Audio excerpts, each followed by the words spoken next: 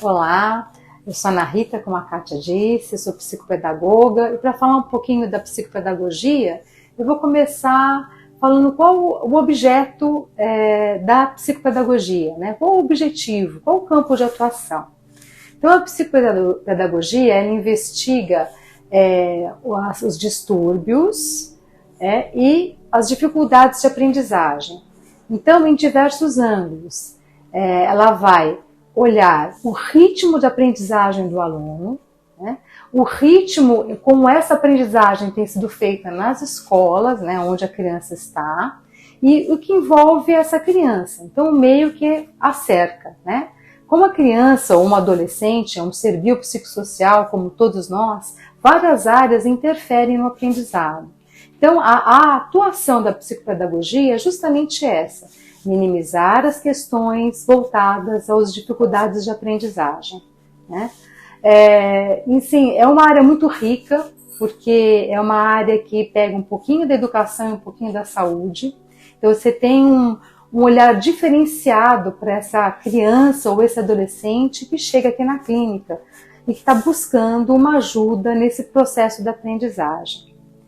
Quando que a gente caminha uma criança para uma avaliação psicopedagógica, né? Isso pode acontecer desde a educação infantil. Então, muitas vezes as crianças aparecem por volta de 2 anos e meio com algumas queixas. Aí vocês vão perguntar, que queixas são essas? Essas queixas, geralmente, elas vêm das escolas, né? Os professores acabam pontuando as dificuldades que as crianças têm, entram em contato com os pais e os pais procuram um trabalho psicopedagógico. Então, muitas vezes a criança começa a apresentar alguns comportamentos, mesmo na educação infantil, uma dificuldade de compreensão nas ordens e nas direções que são dadas em sala de aula, ou uma dificuldade, por exemplo, muito simples em aprender cores. Então, elas são encaminhadas e esse trabalho acontece. Aí vocês vão perguntar, mas como é feito esse trabalho, né? Existe um protocolo de atuação. Então, essa criança é encaminhada, essa criança é avaliada, os pais preenchem uma anamnese, tem uma conversa com esses pais, uma conversa com a escola para saber como é que essa criança está na escola. E a partir dessas informações, a criança passa a ser avaliada. São aplicados testes psicométricos, né? Então, esses testes vão dar informações quantitativas, como está o desempenho dessa criança, além de uma análise qualitativa, né? Abordando aspectos emocionais, abordando questões mais amplas na educação. E o psicopedagogo, ele vai atuar tanto com transtornos de aprendizagem, né, que são conhecidos, né, vocês conhecem a dislexia, a descalculia, por exemplo, como transtornos do neurodesenvolvimento, como o TDAH, né, ou transtorno de déficit de atenção e hiperatividade. Aí vocês vão perguntar, mas por que um transtorno de atenção interfere na aprendizagem? Apesar dele ser um transtorno do neurodesenvolvimento, a criança tem um comprometimento na aprendizagem. Ela não consegue ter atenção, ela não consegue ter foco e, consequentemente, ela não retém conteúdo.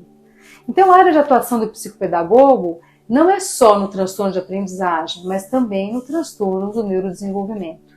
E isso como outros transtornos qualquer, como uma criança com TEA, por exemplo, uma criança com trissomia 21, elas são encaminhadas, passam por esse protocolo e a partir desse protocolo que eu comentei anteriormente, ela passa por um processo de intervenção psicopedagógica.